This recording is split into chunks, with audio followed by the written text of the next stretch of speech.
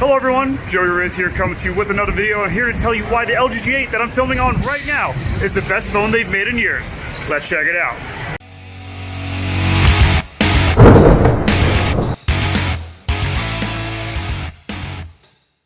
Now personally, the last phone that LG made that I really liked was the G4 and the G3 before it. The G4 had that great leather back, it really differentiated itself, but since then, it's lost almost all of its market share to things like Samsung.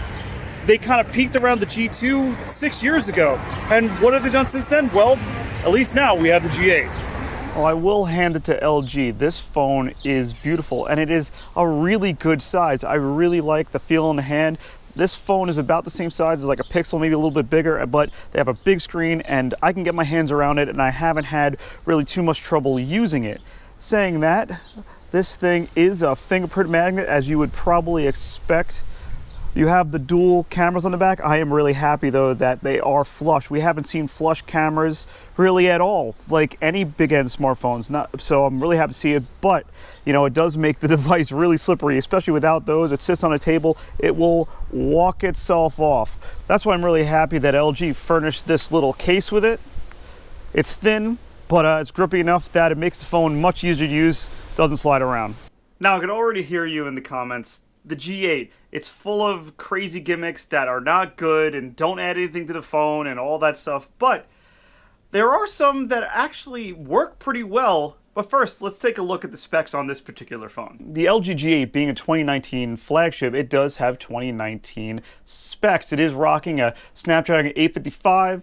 It has 6 gigabytes of RAM, 128 gigabytes internal storage. It does actually have an SD card slot, which is nice to see. A 3500 milliamp battery, which does help this large screen phone stay powered up. As you can see here, I'm rocking the Verizon model, actually. This is the Verizon version. It is on Android Pie, the April 1st security update. I'd like to see them, keep up to date with this, but, LG.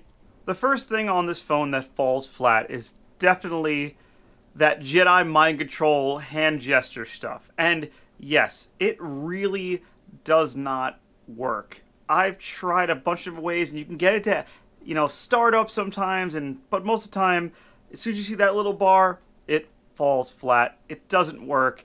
And I really struggle with the idea of why they even spent the time to do it, but I really just think they wanted to get that time of flight sensor to do the most it could.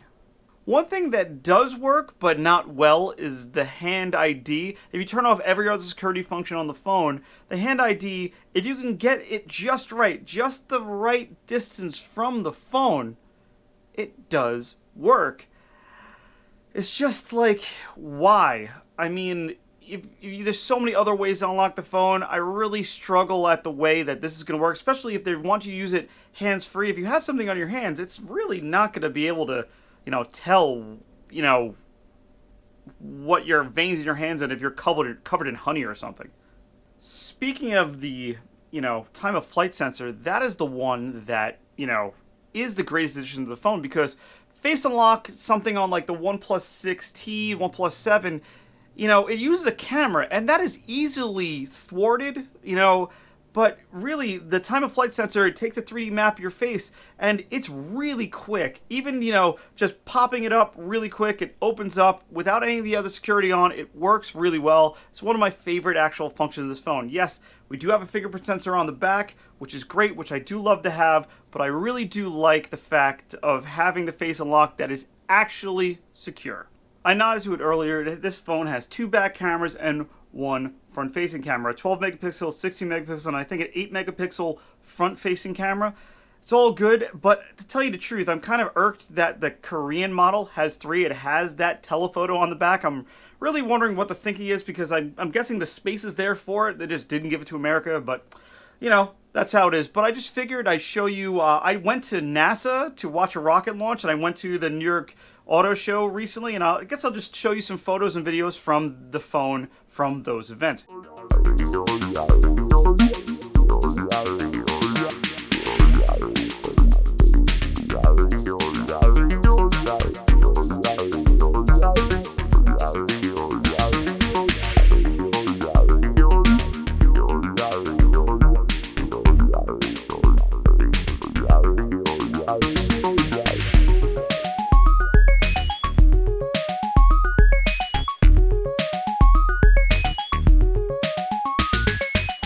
gotta say, I really do like the camera here. I do like the function that you can use the wide angle and actually have some decent stabilization, because a lot of phones, especially the new OnePlus 7 Pro, you can't use the wide angle for video, which is kind of a bummer, but using on it here really makes this phone really flexible for video. I'm not disappointed with the camera at all. Is it as good as Pixel? No, but for real, I just enjoy using it.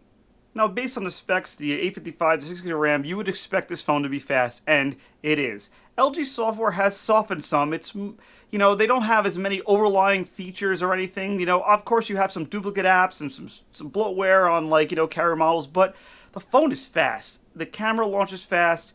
The gaming on it is fast. The screen looks great. I have not yet to have a hiccup. You know, I use the Pixel launcher on like pretty much every phone, the rootless Pixel launcher, I should say. I'll link that down below if you want to check that out. The fact that you can theme LG for dark skins and stuff like that from the Play Store, it's pretty much a win. I do like what I've had from this phone performance-wise. One of the gimmicks, I even, you know, don't want to even call it a gimmick, it doesn't have an earpiece speaker on this phone. It's totally blank. The speaker is under the screen. It will vibrate the screen to like get calls, or even it will act as another front-facing speaker, even though there's a speaker down below, which bottom finder you can cover it, but like kind of the highs come through the screen, even when using it in gaming or, you know, watching a video. But even better is like when you're on a call, you can put your, you know, phone not on your ear. You can put it like on your cheek like this, and you can still hear your call even in a loud environment. LG and updates, even after like a year ago them saying they're gonna give better updates and be more, you know, on top of them.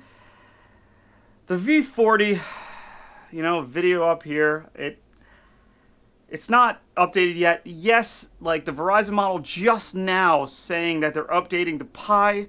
AT&T model that I have is not there yet. For me, the overall feeling of this phone is it's a phone that isn't going to get the, you know, the fanfare it deserves, because it really is a flagship phone. It has everything you would want from a flagship phone. The gimmicks that are there, you could turn off and forget about and still be left with a phone that's going to be good for like a couple years. The only thing is, you know, updates. Okay, hopefully you enjoyed this video. If you did, hit that like button. Even better, get subscribed, because we're going to have more phone, tech, travel, crazy content coming on this channel very soon. Sadly, I can't be using this phone for very much longer because I have the OnePlus 7 Pro, and yep, my SIM is in this right now, and it is being reviewed currently. And yeah, if you want to know more about this phone or the LG V8, let me know down below. Other than that, subscribe. This is Joey Riz. See you later.